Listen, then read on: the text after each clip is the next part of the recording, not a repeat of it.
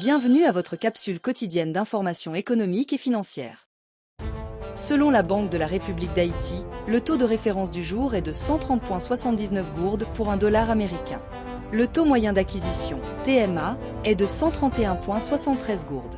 Le prix du baril de pétrole WTI a clôturé hier à $74,80 enregistrant une hausse de 5,01% au cours de la journée.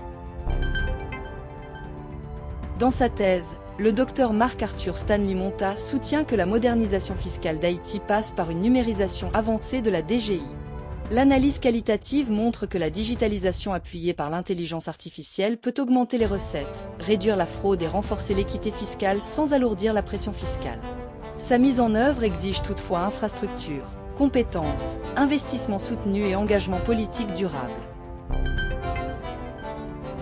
Invité du 3e Café Philo Haïti Sud, tenu le 24 février 2026 au CAI, Alambi Augustin, directeur du Centre d'Art, a lancé une réflexion sur l'économie culturelle haïtienne.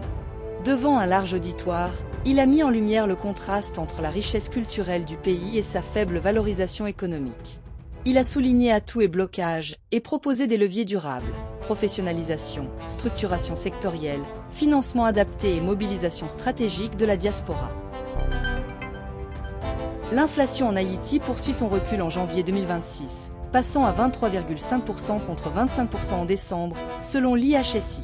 L'indice des prix à la consommation a augmenté modérément de 0,9% sur le mois. Le ralentissement s'explique notamment par la baisse des hausses annuelles des produits alimentaires, de l'habillement, du logement et de l'énergie. Les écarts régionaux persistent, avec une inflation plus élevée dans l'aire métropolitaine. Restez informés des évolutions économiques et financières pour mieux anticiper l'avenir. Fin de la rubrique Profininfo. Merci de votre écoute, à la prochaine.